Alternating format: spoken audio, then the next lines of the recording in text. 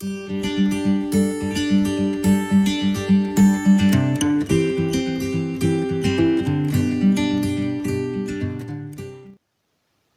à chacun, à chacune, et bienvenue à Un café à la fois. Voilà, content vraiment de pouvoir vous retrouver encore dans ces moments si privilégiés autour de la parole du Seigneur, et je l'espère autour du petit déjeuner, ou d'un simple café, d'une pause dans la journée si vous n'avez pas eu le temps le matin, mais combien je vous encourage à prendre ce temps dès le matin, afin de remettre notre journée dans la main et dans la présence du Seigneur. Oui, merci aussi pour votre fidélité. Merci parce que vous me faites régulièrement quelques retours les uns les autres et ça m'encourage, ça me bénit. Et vraiment merci d'être fidèle à ces moments-là. Et je sais qu'en étant fidèle à ces moments-là, pardon, ce n'est pas à moi que vous êtes fidèle, c'est au Seigneur et c'est ce qui me réjouit. Alors soyez bénis. J'aimerais lire avec vous aujourd'hui, nous arrivons au chapitre 2 de l'évangile de Marc. Nous allons lire les 12 premiers versets.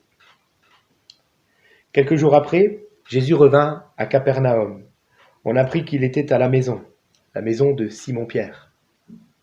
Il s'assembla un si grand nombre de personnes que l'espace devant la porte ne pouvait plus les contenir, et il leur annonçait la parole. Je marque juste une pause simplement pour vous dire, voyez que Pierre, donc Jésus et ses disciples sont dans la maison de Pierre, et la maison est pleine de monde. Je me mets à la place de Pierre et je me dis, mais comment j'aurais réagi? Faut surtout pas que je fasse ma Marthe. Vous voyez ce que je veux dire? Parce que la maison est bondée de monde. Et en plus de ça, la suite du texte, vous verrez, on va le lire. 4 gugus, excusez-moi du terme, vont passer par le toit, ils vont ouvrir le toit, ils vont faire rentrer quelqu'un. Ah, waouh! Combien nous sommes déjà, vous voyez, appelés à ne pas nous attacher au matériel lorsque nous voulons suivre Christ.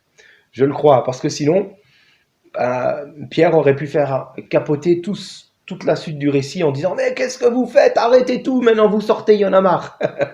Mais c'est pas ce qu'il a fait parce que il voulait suivre le Seigneur et son cœur était attaché au Seigneur et à rien d'autre. Alors je continue la lecture.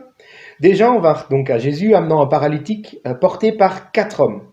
Comme ils ne pouvaient l'aborder à cause de la foule, ils découvrirent le toit, comme je vous le disais, où ils étaient, et ils descendirent par cette ouverture le lit sur lequel le paralytique était couché. Jésus, voyant leur foi, dit au paralytique, « Mon enfant, tes péchés sont pardonnés. » Il y avait là quelques scribes, donc des religieux qui étaient assis, et qui se disaient au-dedans d'eux, « Comment cet homme peut-il parler ainsi? Il blasphème. Qui peut pardonner les péchés, si ce n'est Dieu seul ?» Jésus, ayant aussitôt connu par son esprit ce qu'ils pensaient au-dedans d'eux, leur dit, « Pourquoi avez-vous de telles pensées dans vos cœurs? Lequel est le plus aisé? De dire au paralytique tes péchés sont pardonnés ou de lui dire lève-toi, prends ton lit et marche? Or, afin que vous sachiez que le Fils de l'homme a sur la terre le pouvoir de pardonner les péchés, je te l'ordonne, dit-il au paralytique, lève-toi, prends ton lit et va dans ta maison. À l'instant, il se leva, prit son lit et sortit en présence de tout le monde, de sorte qu'ils étaient tous dans l'étonnement et glorifiaient Dieu, disant, nous n'avons jamais rien vu de pareil. Amen. Alléluia. Nous avons au travers de ce récit la compassion de Jésus dont nous avions parlé vendredi, la compassion de Jésus en mouvement, en pratique. Alléluia. Jésus pardonne et Jésus guérit. Amen. Je le répète, nous avons un sauveur qui pardonne et qui guérit. Répète-le après moi. Jésus pardonne, Jésus guérit. Et il le fait encore aujourd'hui. Le prophète Ésaïe, au chapitre 53, dira ceci, le châtiment qui nous donne la paix est tombé sur lui, sur Jésus, et c'est par ses meurtrissures que nous sommes guéris. Alléluia. Ce terme guéri veut dire réellement être guéri de nos infirmités, de nos maladies, de nos meurtrissures. Si un jour nous aurons un nouveau corps, nous dit la parole de Dieu, lorsque nous rejoindrons le Seigneur, ou alors lorsqu'il nous aura cherchés, s'il revient avant, nous aurons un corps incorruptible, qui ne peut plus jamais tomber malade, ou même mourir, bien entendu. Si cela est vrai pour l'éternité, rappelons-nous que l'éternité, la vie éternelle, nous dit la Bible, c'est de le connaître, lui le seul vrai Dieu. La vie éternelle commence donc ici-bas, dès lors que nous trouvons la foi en Jésus-Christ. Donc, dès aujourd'hui, Jésus veut guérir, car il ne change pas. Il est le même hier, aujourd'hui, éternellement. Lorsque je lis Jésus qui marche dans les rues de Galilée, je vois que partout où il va, il guérissait les malades. Alléluia! Et mon Dieu n'a pas changé. Aujourd'hui encore, il veut guérir. Alors, de deux choses l'une. Sachant que Jésus ne permettra jamais que l'épreuve dépasse nos forces, comme on en avait parlé la semaine dernière. Il met donc un cadre à nos épreuves. Donc, de deux choses l'une, comme je l'ai dit, soit la grâce de Dieu nous suffit et nous pouvons évoluer dans ce cadre malgré l'épreuve, voire la maladie ou l'infirmité. Ou alors, si sa grâce ne nous suffit pas, ne nous suffit plus, alors le Seigneur veut guérir. Mais la question est, trouve-t-il la foi dans les cœurs pour recevoir la guérison? Mon ami, est-ce que tu crois encore que Jésus peut te guérir? J'aimerais donc parler de cela aujourd'hui. J'ai intitulé cette méditation « La foi qui sauve ». Alléluia. J'ai intitulé cette méditation « La foi qui sauve » parce que nous allons parler de cette foi nécessaire pour recevoir la guérison.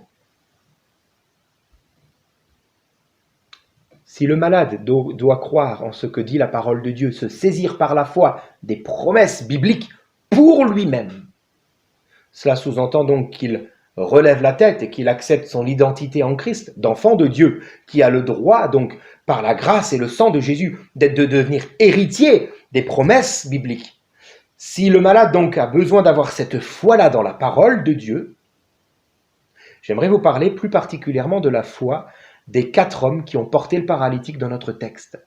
Parce que sans cette foi-là, Jésus dira, voyant leur foi, il parlait de la foi des 4 hommes, pas uniquement de la foi du malade, mais la foi des 4 hommes qui sont allés jusqu'au bout, malgré les obstacles. La maison était pleine, bondée, on ne pouvait pas venir jusqu'à Jésus. Ils auraient très bien pu se dire, bon, faisons demi-tour, on va peut-être le voir marcher dans la rue dans quelques heures ou peut-être demain et alors on ira le voir. Non, ils sont allés jusqu'au bout de leur démarche. Ils ne se sont pas arrêtés. Ils sont allés sur le toit.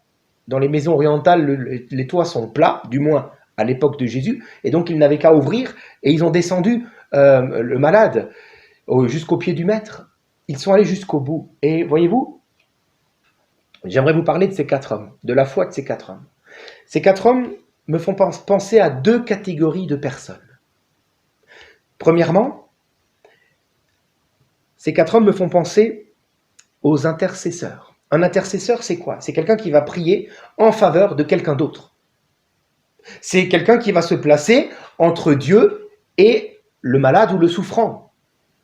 L'intercesseur, c'est quelqu'un qui va prendre Dieu d'un bras et le malade, le souffrant de l'autre bras, et qui par son intercession persévérante jusqu'au bout va essayer de rapprocher ce malade à son Dieu par sa prière d'intercession. Alors, je vais vous lire simplement Ézéchiel 22, j'avais juste un doute, Ézéchiel 22, verset 30, un verset qu'on connaît bien. La parole de Dieu nous dit ceci au travers de la bouche d'Ézéchiel, « Je cherche parmi eux un homme qui élève un mur, qui se tienne à la brèche devant moi en faveur du peuple, afin que je ne le détruise pas, mais je n'en trouve point. » Mes amis, qu'en est-il aujourd'hui? Est-ce que notre Dieu trouve encore dans son peuple des intercesseurs qui vont élever un mur, qui vont se tenir à la brèche et qui vont prier, qui vont intercéder en faveur du peuple qui périt, donc des incroyants qui refusent la grâce, mais aussi en faveur des malades? Est-ce que Dieu trouve encore des intercesseurs? Je vais vous citer simplement Rainer Bonke, que vous connaissez certainement, c'est un évangéliste mondial, qui avait dit ceci: « Beaucoup de choses ne sont pas arrivées car de nombreuses personnes n'ont pas prié ce que le monde rêve de voir arriver. » Je le répète, beaucoup de choses ne sont pas arrivées car de nombreuses personnes n'ont pas prié ce que le monde rêve de voir arriver. Voyez-vous, moi je crois que beaucoup de prières soi-disant inexaucées sont en réalité des prières qui n'ont jamais véritablement été exprimées. J'entends par là qu'il manquait de persévérance. Car un intercesseur est quelqu'un qui se tient à la brèche, qui va se tenir à son poste et qui va persévérer jour après jour. Alors Dieu trouve-t-il encore dans son peuple de telles personnes? Je ne parle pas là d'intercéder, de prier pour les membres de nos propres familles, car là, c'est presque naturel de le faire. Mais lorsque le Seigneur porte à notre connaissance une personne souffrante ou qui a le cœur dur, allons-nous prier et puis allons-nous prier une seule fois? Et si aujourd'hui, nous prenions le temps, plusieurs fois dans cette journée, de nous arrêter face à tout ce que le monde nous propose de faire, afin d'intercéder, de nous tenir à la brèche et de prier. Non seulement aujourd'hui, mais les jours qui viennent. Le Seigneur cherche des intercesseurs. Et là, juste un petit rappel du culte que vous avez eu hier, et j'espère que vous aviez passé un bon moment avec nous pendant ce culte, dans la présence du Seigneur. Voyez-vous, le Seigneur ne peut pas utiliser des chrétiens charnels pour l'intercession. Lot, le chrétien charnel, n'aura pas pu intercéder. Oh, il tourmentera son âme en voyant ce qu'il a vu, mais aucune fois il est fait mention que Lot va prier pour ces gens-là. Par contre, lorsque le Seigneur enverra ses anges pour mettre un terme à Sodome et Gomorrhe, il va faire d'abord il va faire une escale, il va faire une pause, où ça, du côté d'Abraham, ce chrétien qui marche par la foi, et non par la vue, mais par la foi, qui va suivre les directives de l'Esprit, qui va aller là où Dieu le veut. Ces hommes-là, alors, peuvent intercéder. Abraham va prier, va intercéder en faveur de Sodome. Seigneur, s'il y a 50 justes, ne détruis pas. S'il y a 40 justes, 30 justes, 20 justes, il va descendre jusqu'à 10 justes. Et Dieu va dire, oui, je ne détruirai pas la ville si je trouve 10 justes. Car, mes amis, la prière du juste a une grande efficacité. Alléluia. Ne néglige pas l'efficacité de tes prières si tu te tiens à la brèche, et bien entendu, vous l'avez compris, en dehors de ce Sodome spirituel, dans la volonté donc du Seigneur. La foi de ces 4 personnages qui portent le paralytique me parle d'intercession, d'intercesseur,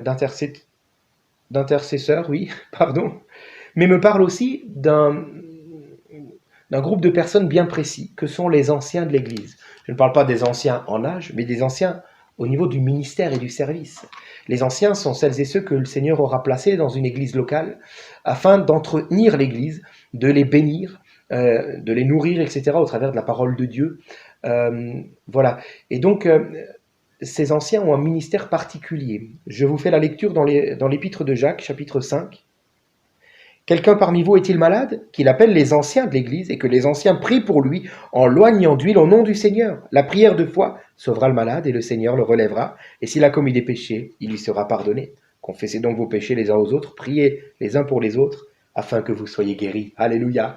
Voyez-vous, je vous le rappelle, le Seigneur a dans son projet de guérir les malades. Alléluia. Et il le fait où? Dans l'Église, premièrement. Dans l'Église, au travers du ministère des anciens. Si tu es malade, pourquoi ne pas appeler un ancien? D'abord, prie le Seigneur afin de réclamer sa volonté, car peut-être, comme je l'ai dit au début, peut-être que sa grâce te suffit, et que dans le plan souverain de Dieu, il n'est pas question de guérison, pour l'instant. Mais si le Seigneur te parle de guérison, saisis-toi de sa parole, elle est simple, et elle va t'engager à aller vers un ancien. Alors, juste pour finir, un mot aux anciens, s'il y en a qui m'écoutent. La prière de foi sauvera le malade. Il n'est pas seulement question là de la foi du malade. Certainement qu'il a la foi puisqu'il a déjà fait appel à vous. Mais je pense qu'il est question aussi de la foi de l'ancien qui prie. Sommes-nous en accord avec la parole de Dieu? Une foi qui est en accord est une foi qui est en paix avec le corps de Christ. Puisque juste après, nous lisons le verset qui suit, je l'ai lu exprès. Priez donc, confessez donc vos péchés les uns aux autres, priez les uns pour les autres, afin que vous soyez guéris. Un ancien ne peut pas prier pour quelqu'un s'il n'est pas en paix avec le corps de Christ dans lequel il est. Alors, comprenons que le Seigneur agit dans son corps en tant qu'unité. Alors, j'aimerais vraiment aujourd'hui terminer en nous encourageant. Dieu veut guérir. Et pour cela, Dieu nous appelle à la foi. Mais non pas à une foi solitaire, mais à une foi qui vient se joindre à un corps. Même dans l'intercession, nous sommes appelés à nous joindre à un corps, à communiquer ensemble. Je vous laisse méditer sur tout cela. Et je souhaite réellement qu'aujourd'hui nous puissions marquer des pauses tout au long de la journée pour réfléchir et pour nous placer là où Dieu nous attend. Seigneur, merci pour ta parole. Oui, tu guéris encore aujourd'hui. Qu'il en soit ainsi, Seigneur, pour celles et ceux en particulier qui suivent ce message et qui sont malades, qui sont souffrants. Seigneur, tu es là pour guérir, tu es là pour faire grâce, mon Dieu. Alors, s'il te plaît, ranime la foi peut-être dans les cœurs, afin que nous puissions nous saisir de ta parole, car elle est pour nous qui croyons en toi, Jésus. Merci pour ta compassion, car c'est elle qui vient nous guérir. Amen. Soyez bénis et bonne journée.